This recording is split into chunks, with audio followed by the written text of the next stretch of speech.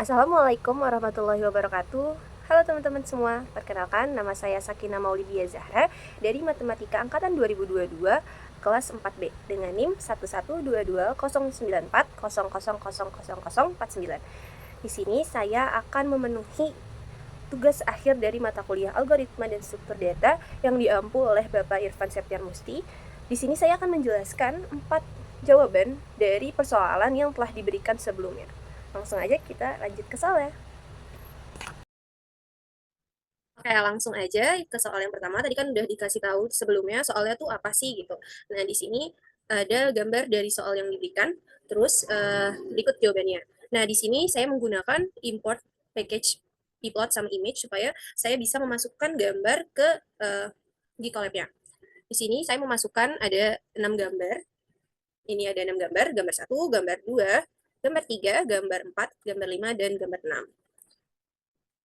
Balik lagi ke soalnya, tadi pertanyaannya adalah kita diminta untuk membantu Adi agar dapat menemukan jalur terpendek sehingga dia bisa segera bertemu nih sama si Shivi gitu. Jadi jalur mana sih yang bisa Argi tempuh? Nah, kita telusurin satu-satu, mulai dari gambar yang pertama.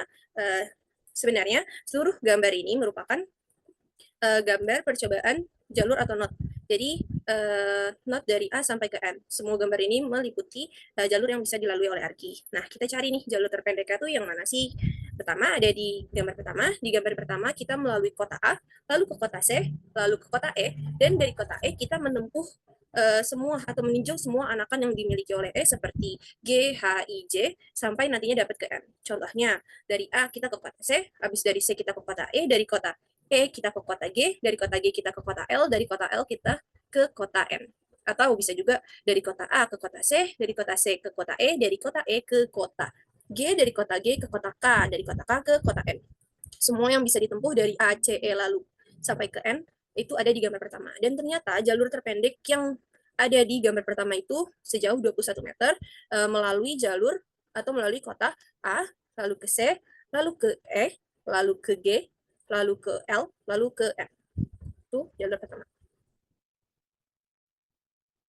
Lalu gambar yang kedua sama dengan gambar yang pertama tinjauannya, tapi sekarang kita dari kota A ke kota C, lalu ke kota F. Nah, dari anakan semua kota F ini akan ditinjau sampai nantinya dia ke kota N. Terus jalur mana sih yang paling punya rute terpendek dari gambar kedua? Jalur terpendek di rute kedua ini dihasilin sama 21 meter juga, dengan melalui kota A, lalu ke kota C, lalu ke kota F, lalu ke kota H, lalu ke kota L, dan terakhir ke kota N. Ini jaraknya 21 meter. Selanjutnya ada nomor 3. Di gambar nomor 3 ini sama tinjauannya sama seperti sebelumnya, tapi kita dari kota A ke kota D. Dari kota D kita ke kota E. Lalu kita meninjau semua anakan yang dimiliki oleh E seperti G, H, I, J sampai nantinya dia ke kota F. Ternyata dari meninjau gambar nomor 3 didapat jarak terpendek yang kita miliki itu sejauh 26 meter, yaitu melalui kota A ke kota D, dari kota D ke kota E, dari kota E ke kota G, dari kota G ke kota L, dari kota L ke kota N. Next, ada gambar yang keempat. Di gambar keempat ini, kita mulai dari kota A, lalu kita ke kota D, lalu kita ke kota F. Dari kota F, kita meninjau semua anakan yang dapat dilalui sampai ke kota N. Ternyata dari sini, kita dapat jalur terpendek itu sejauh 24 meter melalui A ke kota D, dari kota D ke kota F, dari kota F ke kota H, dari kota H ke kota L, dari kota L ke kota N. Selanjutnya, dengan cara yang sama, di gambar 5, kita melalui kota A, lalu ke kota B. Nah, dari kota B kita ke kota F. Di kota F kita tinjau beberapa not anakannya sehingga sampai ke kota N nantinya. Lalu didapat jalur terpendeknya itu sejauh 22 meter, yaitu melalui kota A ke kota B, dari kota B ke kota F, dari kota F ke kota H, dari kota H ke kota L, dari kota L ke kota N. Selanjutnya, terakhir, gambar terakhir di sini dengan tinjauan yang sama seperti semua gambar-gambar sebelumnya. Dari kota A kita pergi ke kota B, dari kota B kita ke kota E, dari kota E kita dapat meninjau ke G, H, I, J sampai ke N nantinya. Lalu didapat jarak terdekat yang dimiliki oleh gambar terakhir ini sebesar 23 meter yang dilalui dengan jalan A ke jalan B, dari kota A ke dari kota A ke kota B, dari kota B ke kota E, dari kota E ke kota G, dari kota G ke kota L, dari kota L ke kota N. Oke, berikut beberapa ringkasannya. Oke, di sini kotak 1, 2, 3, 4, 5, 6. Dan lalu dapat disimpulkan ternyata dari 6 gambar yang telah kita tinjau, jalur terpendek itu sejauh 2, dari 6 gambar yang sudah kita tinjau, jalur terpendek itu sejauh 21 meter. Itu ada pada gambar 1 dan gambar 2. Maka bisa disimpulkan, jalur tercepat yang dapat dilalui itu bisa melalui ACEGLN atau ACFHLN dengan bobot 21 meter. Nah, dua jalur melalui kota ini merupakan jalan terpendek yang dapat ditempuh oleh Argih untuk menemui Shivi sesegera mungkin. Next, nomor 2.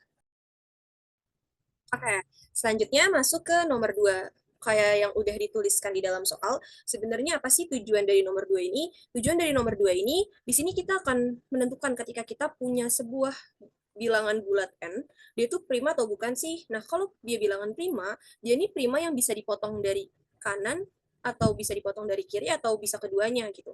Maksudnya bisa dipotong dari kanan atau dipotong dari kiri itu apa gitu. Contohnya, kita punya n bilangan itu 73. 73 kan bilangan prima. Nah, misalkan kita mau potong dia dari kanan, berarti kita hapus 3-nya, sisa 7. Nah, 7 ini masih masuk ke bilangan prima. Jadi, 73 adalah bilangan prima yang dapat dipotong dari kanan. Begitupun sebaliknya, misalkan kita mau cek apa 73, itu bilangan prima yang dapat dipotong dari kiri, berarti kita hapus pertama 7-nya. Setelah kita hapus 7-nya, 3 itu sisa, dan 3 adalah bilangan prima, sehingga 73 adalah bilangan prima yang bisa dipotong dari sebelah kiri. Maka dari itu, karena dia memenuhi bilangan prima yang dapat dipotong dari kanan, dan bilangan prima yang dapat dipotong dari kiri, berarti 73 ini bilangan prima yang bisa dipotong dari kedua arah. Nah, algoritma yang tadi yang sudah dijelaskan akan kita implementasikan ke kode. Di sini kita akan menggunakan prinsip stack. Pertama, kita buat kelas empathy exception buat kalau stacknya nanti kosong. Terus kita bikin kelas raystack. Di sini ada beberapa pendefinisian seperti yang sudah dipelajari pada materi-materi sebelumnya. Di sini ada definite untuk membuat stack kosong, terus ada devlen untuk jumlah data di dalam stack itu ada berapa. Terus di sini juga ada dev push, ada dev top, ada dev pop. Nah, kayak dev push itu untuk menambahkan elemen ke dalam stack gitu, dan semacamnya. Nah, di sini kita juga ngedefinisiin apa yang kita mau. Tadi kan kita mau ngecek si n ini bilangan prima atau bukan, dan prima yang kayak gimana. Makanya di sini kita definisi ini def is prime. Di sini kita akan periksa nih n yang nanti kita masukin ke dalam stack itu bilangan prima bukan sih gitu. Gimana cara kita gimana cara kita periksa atau cek dia tuh prima atau bukan. Di sini kita pakai if. If n kurang dari sama dengan 1, maka return false karena 1 bukanlah bilangan prima. Selanjutnya, if n kurang dari sama dengan 3, berarti 2 dan 3. Kalau n yang kita masukin itu 2 dan 3, 2 atau 3, itu berarti dia bilangan prima. Terus selanjutnya ada jika n habis dibagi 2 atau n habis dibagi 3, berarti false atau dia tuh bukan bilangan prima gitu. Karena bilangan prima adalah bilangan yang nggak bisa dibagi 2 atau nggak bisa dibagi 3. Nah, untuk cek secara umum, kita akan cek nih faktor dari si bilangan n yang kita punya dengan apa. Pertama, kita inisialisasi si i, yaitu sama dengan 5. Nah, while ini, si loop akan berjalan ketika i dikali i akan kurang dari sama dengan n. Misalkan kita punya i di sini 5. 5 dikali 5 akan 5 dikali 5 25 kurang dari n. Contohnya n tadi kita punya di awal itu 73. Nah, 25 itu kan kurang dari 73. Berarti loop di sini akan berjalan. Nah, akan dicek di dalamnya jika 73 yang kita punya tadi habis dibagi i atau 5, atau 73 tadi habis dibagi i plus 2 atau 7, berarti false. Dia tuh bukan prima gitu. Tapi ternyata setelah dicek, 73 itu nggak habis nih dibagi sama i dan i plus 2. Maka dari itu, kita lanjut ke iterasi berikutnya dengan apa? Dengan menambahkan i-nya 6. Jadi i yang semulanya 5 di iterasi kedua i-nya jadi 11. Terus kita ulang lagi. Kita cek lagi nih ketika i-nya 11 berarti 11 dikali 11 itu akan kurang dari n atau enggak. Ternyata 11 kali 11 itu 121 dan 121 itu lebih besar dari 73. Maka dari itu enggak memenuhi si while. Jadi loop enggak berjalan sehingga bisa kita claim kalau 73 itu adalah bilangan prima. Nah, setelah kita udah tahu nih, udah cek n itu ternyata n yang kita punya bilangan prima loh. Kita masuk ke, setelah kita udah punya n n itu prima atau bukan, kita akan masuk ke def check prime cut. Nah, di sini kita akan periksa nih tipe. Nah, di sini akan kita cek nih bilangan prima yang kita punya tuh tipe pemotongannya yang kayak gimana sih gitu. Di sini pertama kita bikin stuck, definisiin stuck sama dengan array stuck kosong. Terus kita stack push, kita masukin n tadi ke dalam si stuck yang kita punya, definisi yang di sini tadi. Habis itu while not stuck is empty, ketika stucknya ini nggak kosong, maka kita bisa jalanin yang di bawah ini, perintah di bawah ini. Pertama ada number, kita definisiin number itu sama dengan stuck pop. Nah, if can be cut left number, jadi di sini kita manggil fungsi yang di atasnya, yang belum kita bahas. Jadi untuk mengecek atau untuk mengecek dia tipe potongan yang seperti apa, kita akan masuk ke fungsi yang ada di sini. Setelah tadi N73 masuk ke sini, kita akan balik ke sini dan di sini dicek nih. Pertama, kita ke left dulu. Di left ini kita definisi ini S sama dengan string N. Jadi N73 yang kita punya itu dijadiin string. Kenapa? Karena biar mudah buat dipotongnya nanti, dipisah sendiri-sendirinya. Terus kita cek di sini, dia prima bukan. Kalau dia prima, dia akan dipotong. Habis dipotong, terus dicek lagi, prima bukan, potong, sampai kalau ternyata dia memenuhi semua sampai habis pemotongannya, maka akan return true untuk left. Begitupun untuk yang right, bedanya dia dari kanan, sedangkan left dari kiri. Nah, di sini masuk ke sini, if can be cut left and can be cut right, misalkan kita memenuhi dua fungsi yang tadi bisa dipotong dari kanan dan dipotong dari kiri, akan di return buat hasilnya. Jadi dia bilangan prima yang bisa dipotong dari kedua sisi. Sedangkan kalau hanya bisa dipotong dari kiri, maka akan return left, atau hanya bisa dipotong dari kanan, akan return right. Atau misalkan nggak bisa dari kedua sisi. Contohnya 131. 131 kan bilangan prima. Tapi kalau misalkan kita hilangin dari kanan, 131, 1 hilang, 3 hilang, sisa 1. Nanti 1 yang terakhir ini bukan bilangan prima. Begitupun kita balik dari sebelah kiri, 1 ambil, 31. Nah, 3 diambil, sisa 1. Nah, itu kan bukan bilangan prima. Jadi, meskipun 131 adalah bilangan prima, tapi dia tuh nggak memenuhi, maksudnya dia prima yang potong kanan atau potong kiri. Makanya kita bisa return dia false. Lanjut, selesai pembagian hasil dia tipe yang seperti apa. Di sini buat input kita masukin angka yang kita ingin cek. Di sini saya cek beberapa angka. Di sini ada 7331 dan dia memenuhi potong dari kanan saja. Terus ada 2797 memenuhi potong dari kiri saja. Di sini ada 37 yang memenuhi potong dari kedua arah, kanan dan kiri. Dan ada 101 yang false atau enggak memenuhi tipe pemotongan, dua pemotongan sebelumnya. Dan selesai, program dihentikan. Maka beginilah bentuk kode dari soal nomor 2. Lanjut ke soal nomor 3. Selanjutnya kita masuk ke pembahasan nomor 3. Nah, di soal nomor 3 ini kita diminta untuk mencetak sebenarnya urutan tempat wisata yang dikunjungi tuh apa aja sih dan berapa jarak total yang udah ditempuh nih sama wisatawan. Nah, gimana sih caranya supaya kita tahu ini? Nah, di sini kita akan pakai link list. Masuk ke kodenya. Oke, jadi di sini pertama kita akan membuat class node. Nah, di sini kita buat untuk merepresentasikan setiap tempat wisata dalam link list. Nah, setiap node punya atribut nih. Di sini ada atribut nama sama jarak selanjutnya. Nama untuk nama tempat wisatanya dan jarak selanjutnya untuk jarak dari tempat wisata yang kita kunjungi dan setelahnya tuh berapa jaraknya gitu. Terus di sini ada self next juga untuk merujuk ke node berikutnya dalam link list. Kenapa pertama di sini self next-nya itu non? Karena ya belum ada apa-apa gitu sekarang, belum ada self next di kode kita saat ini. Terus di sini kita buat juga kelas dari link list-nya. Di sini ada def init self head-nya non. Kenapa? Karena belum ada apa-apa di list-nya, jadi self head awal node-nya itu masih non. Terus di selanjutnya ada di dalam kelas link list juga ada def add class. Nah, di add class ini ada new node, definisi new node. New node itu node baru yang nanti akan dimasukin ke link list. Terus kalau self head-nya nggak ada, kita belum punya apa-apa, masih kosong semua dan self head berarti nggak ada, maka new node yang baru masuk ini jadi self head-nya gitu. Tapi kalau self-head-nya udah ada note gitu sebelumnya, gimana gitu. Kalau udah ada note sebelumnya, berarti di sini kita pakai berarti di sini kita jadiin current itu sebagai self-head dan kita pakai looping untuk mengiterasi link list sampai ke note paling akhir yang current next-nya itu non. Jadi kita cari current next sampai dapat note misalkan 1, 2, 3 di 3 itu current next-nya non. Nah, current next-nya itu sekarang bukan non lagi tapi diisi sama new note. Jadi note barunya ada di setelah current di situ. Jadi current next-nya jadi new note. Begitu seterusnya. Terus di sini kita definisiin untuk total jarak. Karena tadi diminta untuk menghitung jarak total yang telah ditempuh. Di sini kita pertama kasih tahu kalau jarak total awalnya itu 0.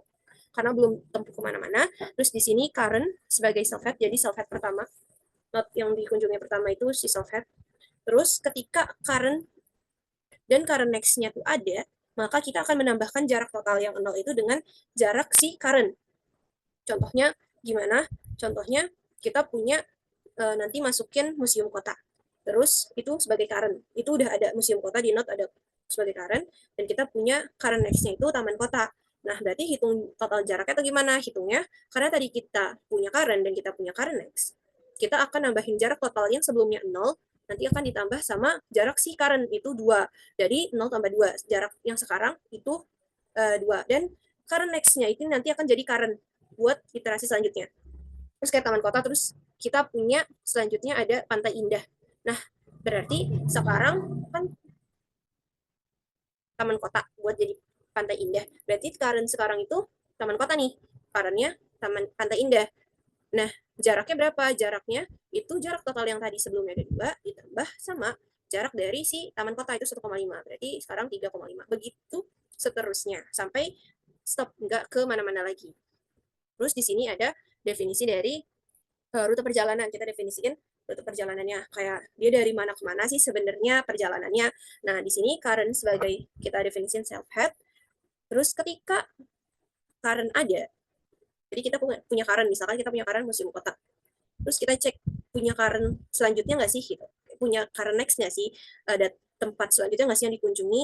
Nah, misalkan masuk taman kota ada nih di link listnya, berarti dia punya current next dong si current yang museum kota itu. uh, Makanya nanti if current next ada, kita print current, nama currentnya ditanda panahin. Jadi kalau misalkan kita punya current sekarang museum kota dan current next-nya adalah taman kota, maka yang akan ke print adalah museum kota tanda panah.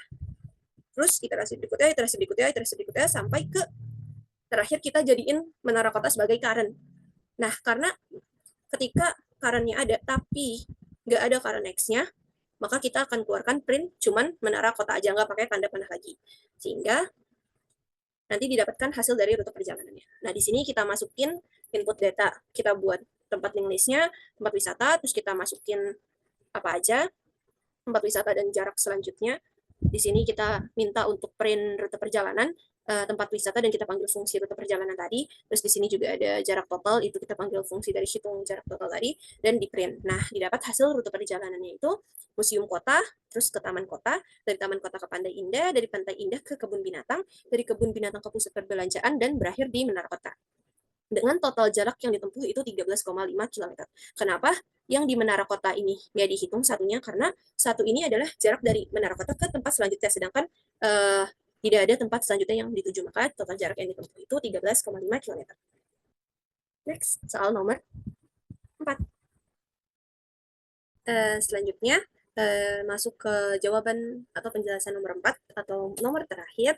Di sini kita diminta untuk antrian ya, antrian dari roller coaster, antrian di taman hiburan yang naik wahana roller coaster. Sama di sini untuk jawabannya saya pakai impor modul dari datetime dan time delta yang akan digunakan untuk melakukan operasi aritmatika pada objek datetime. Terus di sini kita definisiin dari prioritas itu ada super VIP, terus ada VIP dan reguler. Terus di sini kita juga definisiin untuk waktu tunggu maksimumnya. Di sini super VIP punya waktu tunggu maksimum itu 10 menit, terus VIP super VIP 10 menit, VIP-nya 20 menit, waktu tunggu maksimumnya, dan reguler 30 menit menggunakan time delta. Nah, time delta ini untuk menunjukkan perbedaan durasi. Terus kita punya di sini kelas pengunjung.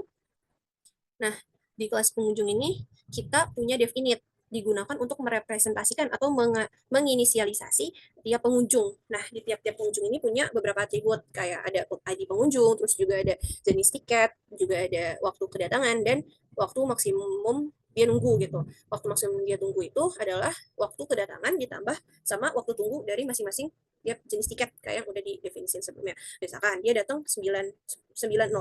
Nah, dia punya jenis tiketnya itu super VIP yang cuma maksimal itu 10 menit. Berarti waktu tunggu maksimal dia sebelum naik itu cuma sampai 9.10. Itu contohnya. Terus di sini ada juga dev it. Di sini digunain untuk membandingkan dua objek pengunjung berdasarkan waktu maksimal tunggunya dan jenis tiketnya. Oke, selanjutnya di sini ada dev kelola antrian, fungsi kelola antrian. Di sini pertama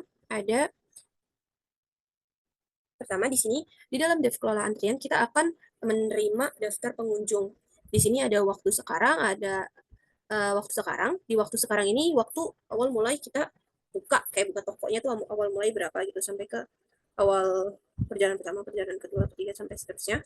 Nah, di sini kita juga bilang kalau waktu sekarang itu jam 09.00 itu waktu awal. Terus di sini kita bikin list kosong, ada 3. Pertama kita definisiin di antrian, ini kedua wahana, dan waktu keberangkatan. Maksud list kosong antrian di sini itu untuk menyimpan objek dari pengunjung yang datang dan akan dikelola ke bawah. Itu nanti ada pakai antrian si dia ini. Terus di wahana ini list kosong untuk menyimpan grup yang udah siap berangkat gitu, udah siap berangkat untuk jalan. Dan yang terakhir ada waktu keberangkatan. List kosong ini untuk mencatat waktu keberangkatan dari setiap grup yang sudah melakukan perjalanan gitu.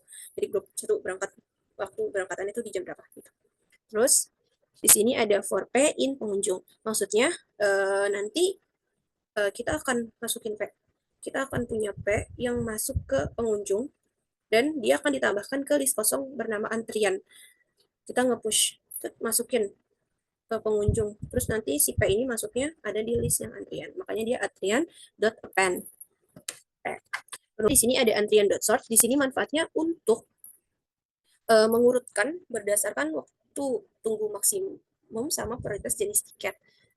Contohnya kayak gimana?